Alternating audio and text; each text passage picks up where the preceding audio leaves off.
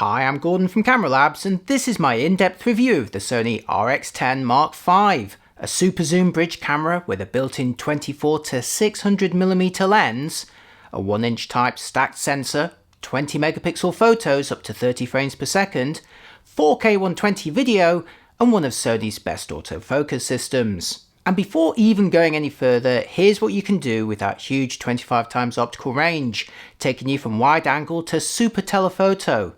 Couple this with a decent sensor sporting confident autofocus for photo and video, and you've got yourself an extremely flexible all-rounder for travel, sports and wildlife. In fact, unless you're happy lugging around and swapping multiple lenses, I'd say it's the ultimate camera for something like a safari. Announced in July 2026, it comes 9 years after the previous Mark IV, a long wait given the brief 1-year gap between the 3 and the 4. The new Mark V inherits the same lens and sensor from the earlier Mark IV. In fact, the lens originally made its debut on the Mark III, but now couples them with a more recent image processor and autofocus system with much broader subject recognition. The Mark V may sadly lose the high-speed HFR video modes up to 960p, but arguably more usefully boosts the standard 4K from 30p to 120p, and now with support for 10-bit. While photo bursts enjoy a small increase from 24 to 30 frames per second, and the viewfinder now delivers a blackout-free experience. And it's all packed into a newly designed body styled more like an Alpha 7 mirrorless camera, and now including a more detailed viewfinder, USB-C port, joystick, support for faster UHS 2 cards, and the larger FZ100 battery pack giving it longer life. These upgrades, along with the 9-year gap between it and the Mark IV, have seen the launch price increase from $1,700 to around $2,400. Now that's obviously a significant investment, which could alternatively get you any number of mirrorless cameras with larger APS-C or even full-frame sensors. But the key thing here is trying to find anything near a 25x optical zoom for them. For example, you could get yourself a Sony a7 IV and a Sigma 20-200 and enjoy the benefits of a much larger full-frame sensor and one with 33 megapixels. But this combination will cost you about $500 more than an RX10 Mark V with a much shorter 10x optical range, no motorized zoom option, a lower resolution viewfinder and no 4K 120 video either.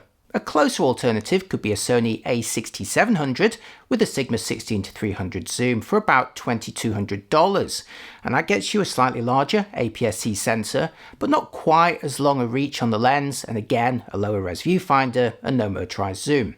Ultimately, there's nothing that quite matches the proposition of a super zoom bridge camera, and at the time of launch, no real direct rivals for the RX10 Mark V either in terms of overall performance. Panasonic's FZ2000 was the closest competition to the earlier RX10 Mark IV, but it felt less confident focusing on action in my tests, and it hasn't been updated since 2016 and has long been discontinued.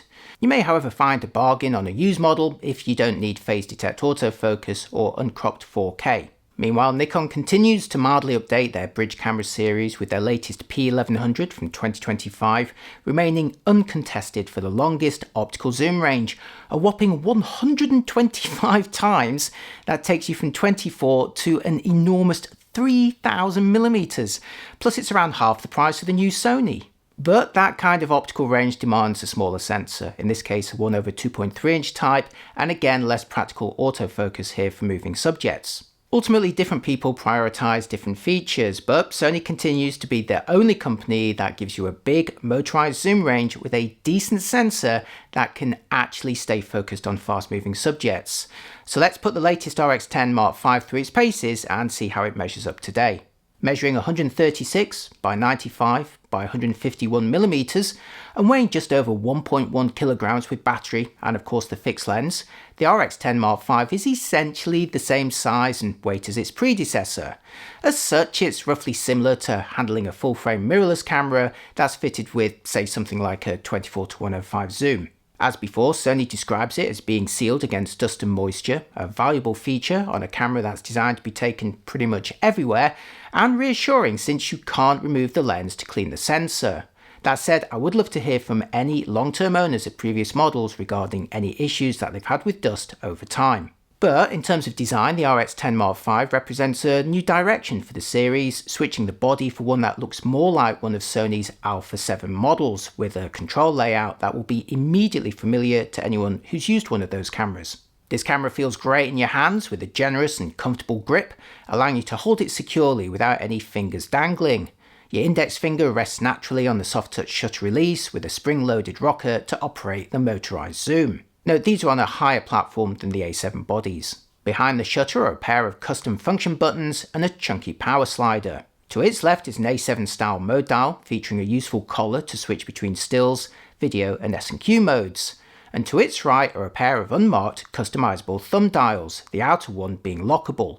This is more flexible than the dedicated and unlockable exposure compensation dial of the Mark IV, although by adopting the A7 control layout, the previous top LCD display is sadly no more. Turning to the rear of the camera, you could be looking at a recent A7 body with chunky buttons, a tilting thumb wheel, and the useful addition of a joystick. Note how the dedicated record button is now next to the viewfinder though, whereas the A7 V, for example, has it on the top. In terms of composition, the RX10 Mark V gives you the choice of a vertically tilting touchscreen or an electronic viewfinder. The EVF, which you're looking at right now, represents a welcome upgrade over the Mark IV, now sporting a more detailed 3.69 million dot OLED panel with larger 0.78 times magnification. It looks really nice in use, and with a zoom range this long, you are going to be using it a lot for easier framing and greater stability. The screen size remains 3 inches, but it's changed from 4x3 to a wider 3x2 shape that allows native images to fill it rather than being mildly letterboxed. Couple this with a slightly higher resolution of 1.62 million dots, and it means the picture becomes more detailed than before.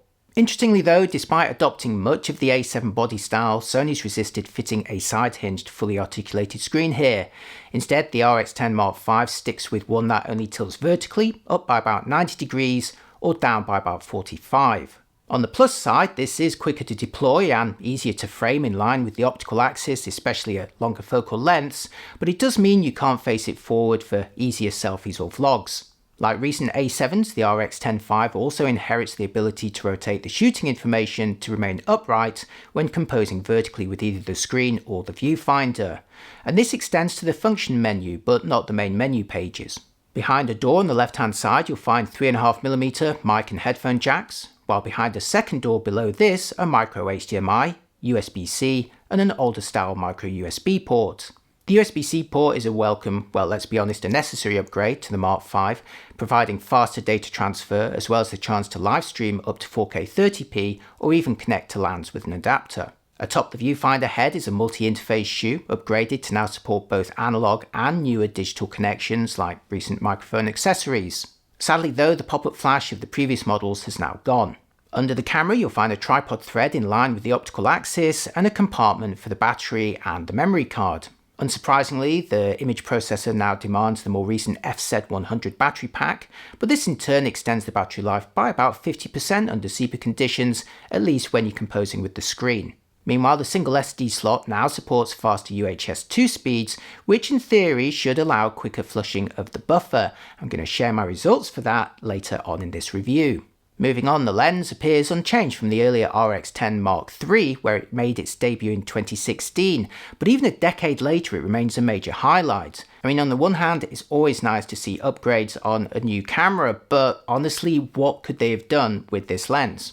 It delivers a generous 25x optical range, taking you from a wide-angle equivalent of 24mm all the way to super telephoto 600mm, and as you'll see in a moment, the results do look good across the range.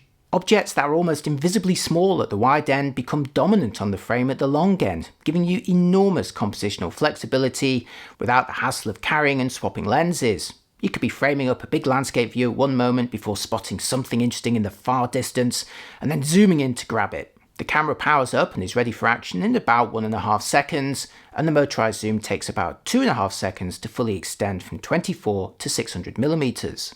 The zoom is operated either by the rocker control around the shutter or using one of the two control rings around the barrel, which provides finer adjustments. Meanwhile, the other lens ring offers manual focus. Now, in the menus, you can switch these around, but not assign other functions to them. Near the body end of the lens barrel are 3 controls, an AF/MF switch, a custom focus hold button, and a distance limiter switch of 3 meters to infinity or the full range. At the end of the barrel is a 72mm filter thread, and Sony supplies a petal hood, albeit one that obviously isn't going to be optimised for the longer focal lengths. There's no built-in ND filter. The maximum aperture is variable, starting at f2.4 at the wide end and dimming to f4 at the longer end. That's still pretty bright though. It does, however, start dimming the moment you touch that zoom control, closing to f2.8 when you're at 27mm, to f3.2 at 35mm, f3.5 at 58mm, then f4 from 100 all the way to 600mm.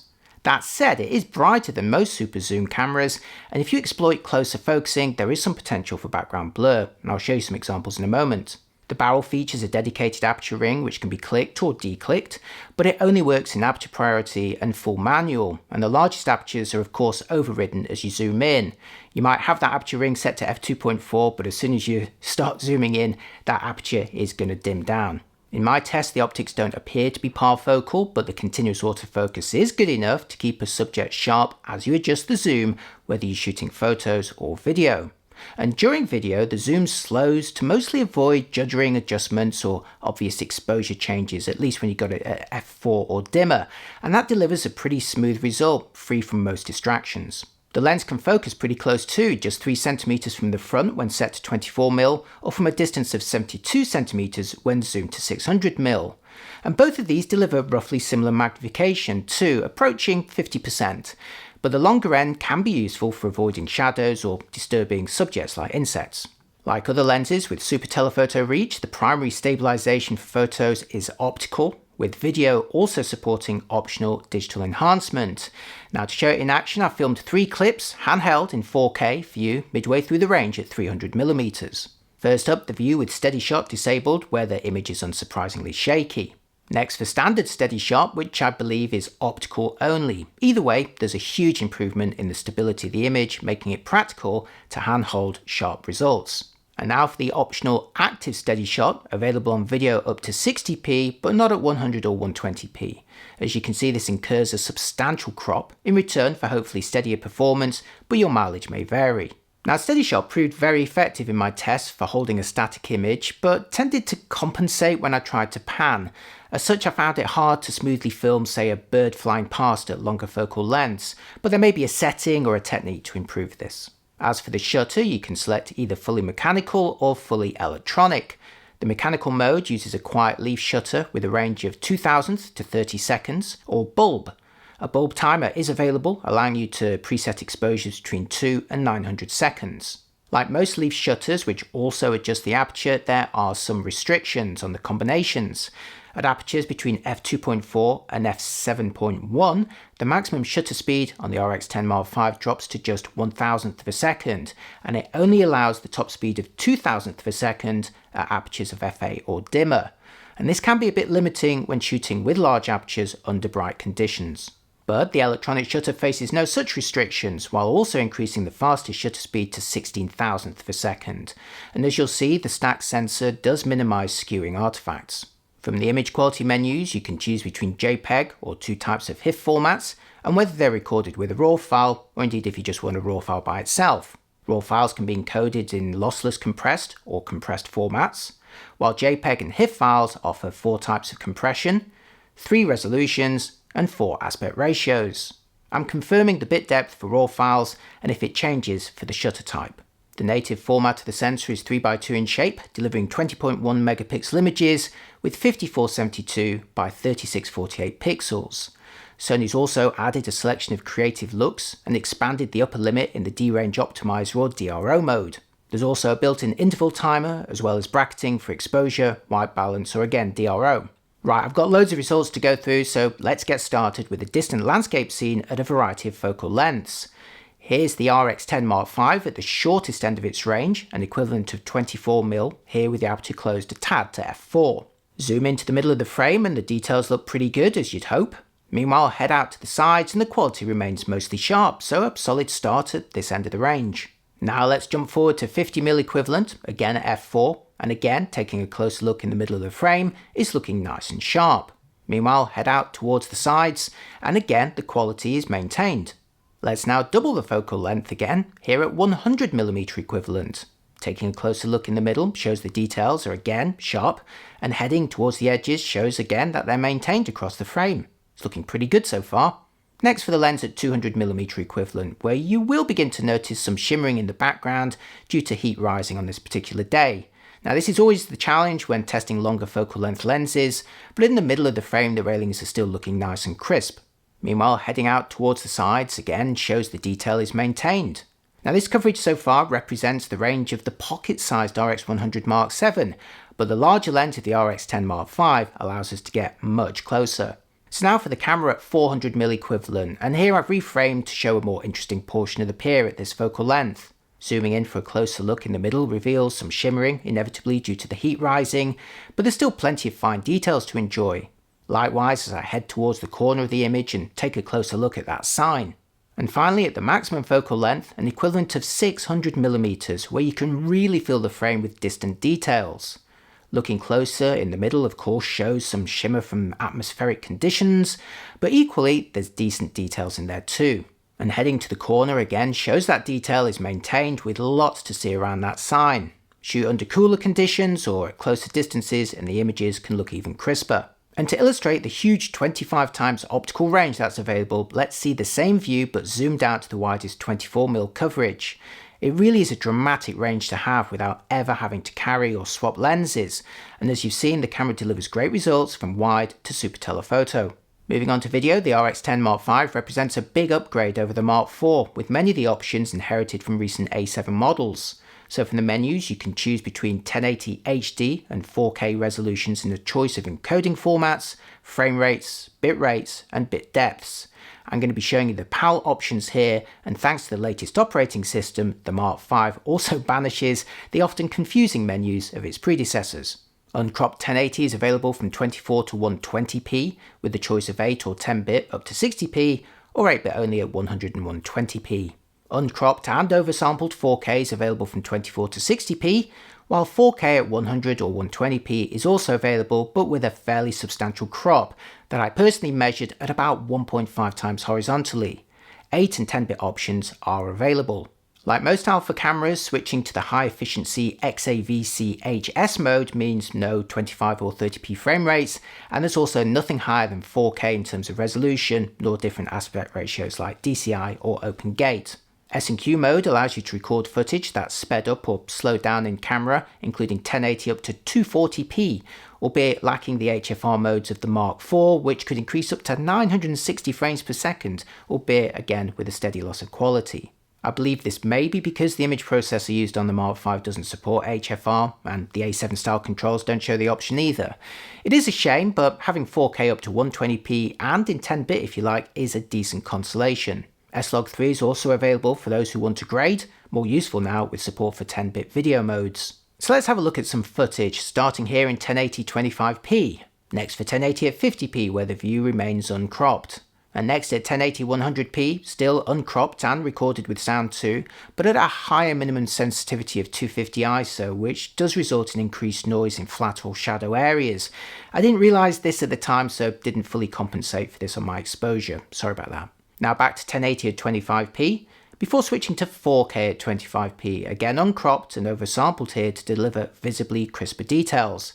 And now in 4K at 50p, again uncropped and oversampled, giving the RX10 Mark V a decent upgrade over the Mark IV, which topped out at 4K 30.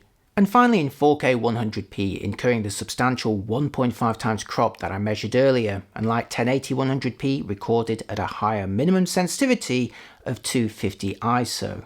It does record sound though, and is also available in 8 or 10-bit like the other 4K modes. To find out how long the camera could record for, I set the temperature warning limit to high and pointed it at a laptop looping videos from my Gordon Gets Coffee channel, as I thought it might benefit from that caffeine boost. What do you mean you've never heard of that channel? If you're into coffee and seeing cafes from around the world, do check it out after watching this video of course, and I'll pop a link for it. Cheers! Anyway, in a warmish room without air conditioning, on a full battery charge, the RX10 Mark V managed to record 2 hours and 13 minutes of 4K at 25p before the battery expired.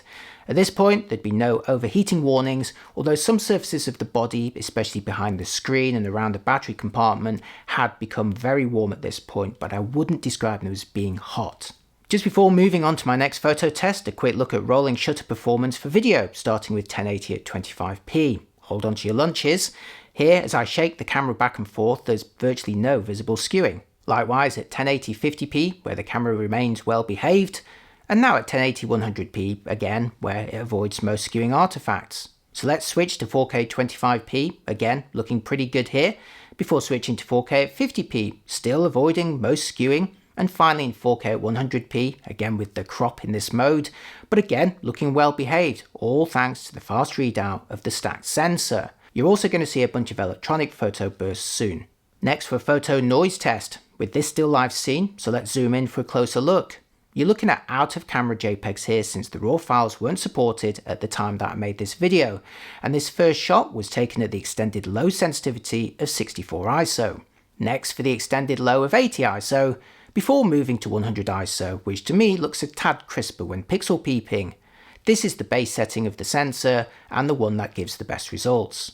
Boost the sensitivity to 200 ISO, and again to 400 ISO, and you'll already begin to notice evidence of increased noise reduction dealing with the artifacts. At 800 ISO, there's another visible drop in fine detail, especially on those buds where some of the textures have been smeared out. At 1600 ISO, there's another drop, and I'd say this is about as far as you'd want to go if you're pixel peeping your pictures. Meanwhile, the top three sensitivities of 3200 to 12800 ISO exhibit steady drops in quality, with increased noise and smearing as well as reduced saturation. So the sensor may be nice and fast, but perhaps as a result you will be seeing noise artifacts sooner than later. And again, since the raw files weren't yet supported, I can't show you any dynamic range tests yet. So let's move straight on to focusing, where the RX10 Mark V enjoys a big upgrade over its predecessors in terms of subject recognition. You're now getting the full set of targets for photo and video, including human, animal, bird, insect, car and train or aeroplane, as well as the auto mode, which in my test did a great job at figuring out what I was pointing at. In fact, I'd only drilled down to specific types if that's all I was shooting during that session. I'm going to show you a bunch of examples with birds later on, but first let's see the focusing in action in a more controlled environment, and for consistency with my other camera tests, you're now looking at the views set to 35mm and at the maximum aperture here of f3.2. Now the depth of field isn't exactly challenging here, but the camera is still pulling focus quickly and confidently without overshooting. So here's a slightly more challenging test at 100mm f4, where the focusing remains very confident and quick too, almost instantly pulling focus back and forth. And now for the same test in video, where the focus pulls are again smooth and confident with no breathing to mention here. Although again, the depth of field is pretty forgiving. For my next test, let's see how the RX10 Mark V handles a moving subject, namely me, which will also show the kind of background blur that's possible at a typical portrait or presentation distance. So first at 24mm f2.4, which is great when you want to capture more of the surroundings. And now at 50mm f3.2, where there's a little more background blur for greater separation. Not huge though at this point in the range. And now doubled again to 100mm f4, a nice head and shoulders portrait length, and again a little background blur, but still nothing too dramatic. At 200mm and beyond, all at f4, there's some possibility for greater background blur, but you are going to have to place your subject quite far away and ideally have a background even further away still. This is the limit of my garden, but here's Steven Seagal enjoying a well-earned break with the lens at 600mm f4 and filming in 4K 100p, slowed down by 4 times here. So with the 4K 100p crop, this is working out somewhere towards 900mm equivalent, which gives you an idea of the potential for background blur, as well as grabbing distant subjects. Now there's not a huge amount of blur here, but there is some separation from the sea behind them, and given this is also a handheld clip, it's not a bad result. How about the potential for bokeh blobs at closer range? The RX10 Mark V is certainly capable of very close focusing at the wide end, and here's what you'll see from about 3cm away from a subject with the lens at 24mm f2.4. Sure, there's some textures within the blobs, but generally speaking it's a pretty good looking result from a camera with a fixed zoom lens. Stand back and zoom in a little and you can enjoy even better results. Here's the lens set to 55mm f3.2, where the blobs are larger than before and the slightly greater subject distance avoids most shadows. Zoom the lens fully to 600mm f4 though, and from the closest focusing distance of about 72cm, you can transform those blobs into much larger shapes. As noted earlier, the lens roughly maintains the maximum magnification throughout this range, so in these three examples the subject is actually fairly similar in size. At the long end of the range though, you can fill the frame with a subject measuring 70mm across. To see how all the capabilities work together, I headed out to Brighton seafront to seek out Steven Seagal and friends as they scouted out unsuspecting tourists with their fresh chips and donuts. I'll show you a bunch of examples while talking through the settings and the experience overall. Now all the images you see here are JPEGs taken using the electronic shutter at the top speed of 30 frames per second, with bird selected as the subject type and also using the full auto-focusing area. Most were taken towards the longer end of the range, around 300 to 600mm f4, so as well as sharp subjects, look out for potential background blur and also any skewing as I pan past. Photographing fast-moving subjects with the RX10 Mark V was a pretty satisfying experience, with its blackout-free viewfinder allowing me to easily frame and follow the birds, and an autofocus system that easily recognised them and was able to keep them mostly sharp during long bursts. Set to JPEG only, you can keep shooting without apparent limits, with the buffer clearing immediately with a fast card. As I'll mention in a moment, even RAW files allow decent burst sizes, although you are going to need to select the compress type to unlock the top 30 frames per second speed. As the subjects zoom past, you may find that the zoom is a bit too slow to reframe, but I did find that holding the AF on button while zooming did allow the camera to stay focused as I adjusted the focal length. That said, I'd recommend setting a focal length and sticking to it during a burst. I was however disappointed not to find a pre-burst mode on the RX10 Mark V, as a camera this good at action would benefit from it, so anyone who regularly waits for, say, the moment that a bird takes flight will find themselves more drawn to a mirrorless camera with pre-burst capabilities. Another issue I experienced was the SteadyShot stabilization was being so effective at maintaining a static view that it jerked a little bit when trying to compensate while I was panning. Now this was most obvious when I was filming video clips, and I hope that there's a more panning friendly mode that perhaps I missed or which could be added at a future date. But ultimately, solid performance here and a camera that can easily deliver a very high hit rate for action, sports and wildlife. Again, I just wish it had a pre-burst mode too. How about a more formal test of burst speeds? I fitted the RX10 Mark V with a 256GB Lexar Professional 2000X card and tested each of the modes. When set to mechanical shutter, the top speed is labelled mid, and in my test was able to record what felt like unlimited JPEGs at around 10 frames per second with no pause to write them at the end. Set to lossless compressed RAW with the mechanical shutter, I maintained the 10 frames per second speed with no sign of slowing down. This time though, it took about 7 seconds to fully clear the buffer after a 100 frame burst with a countdown showing in the corner. Switching to compressed RAW mode saw the same 10 frames per second speed, but the buffer cleared immediately after I let go of the shutter button. Changing to the electronic shutter unlocks the H and H+ drive modes, which can shoot from 5 to 30 frames per second. And the camera also inherits the recent speed boost options of recent alpha cameras that lets you effectively program a shift key to boost to the top speed only when you need it. When set to JPEG alone, I confirmed the top speed of 30 frames per second during a 300 frame burst, and as before, zero write time once I let go of the shutter. Switch to RAW with the electronic shutter though, and you'll have two different experiences depending on the format. First, the lossless compressed RAW mode only works with the mechanical shutter, so you'll get the same results as I measured for that before, so that's around 10 frames per second with a delay as it writes those files afterwards. Set to compressed RAW though, I managed to 160 frames in 5.29 seconds, and that works out at 30 frames per second before it started to slow down. Letting go of the shutter at this point saw the camera then take around 14 seconds to completely flush the buffer. Phew, now it's time for my verdict, during which I'll show you a bunch of photos of various focal lengths. The Sony RX10 Mark V is the long-awaited update to one of the most flexible cameras in their range, packing a huge 24 to 600 zoom into something that looks and feels more like a mirrorless camera with a standard kit lens. The 1-inch type sensor may be smaller than a mirrorless camera, but that zoom range is much longer than any interchangeable lens, at least outside of giant pro broadcast models. So one moment you could be photographing an expansive landscape before deploying that 25 times optical zoom to grab a serious close-up of some rare bird, animal or aircraft that you spot in the far distance, then back again without having to carry or swap multiple lenses. Now all super zoom cameras promise this degree of convenience, but so far in my own tests, only Sony has managed to couple them with an autofocus system that can actually grab those kind of shots in practice, along with providing weather sealing, which means you're going to take this camera everywhere.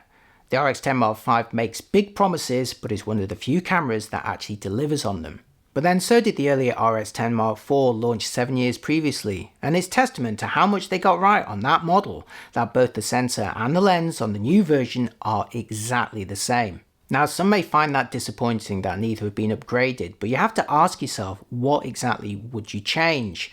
The lens is already delivering pretty much everything that you could ask for at this size and weight and price, and other than wanting cleaner high ISO performance, I'd say the sensor is still performing very well. What's actually new on the Mark V is a modern image processor and autofocus system, and that greatly improves the range and accuracy of subjects that it can detect and track, as well as now delivering far better video with uncropped 4K up to 60p or up to 120p, albeit with a crop, 10-bit options and slightly faster burst speeds up to 30 frames per second, and coupled with a blackout-free viewfinder. This is packed into a body styled more like a familiar A7 series camera, including a more detailed viewfinder, bigger battery, joystick and USB-C port.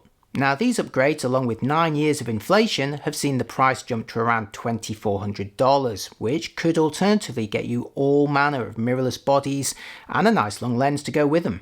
For example, an A7 IV with a Sigma 20-200, albeit for about $500 more, or an A6700 with a Sigma 16-300, both of which will deliver cleaner images at high ISOs with greater dynamic range thanks to their bigger sensors, especially the A7 IV, but neither of which can get you from wide to 600mm super telephoto with a single, non-broadcast lens.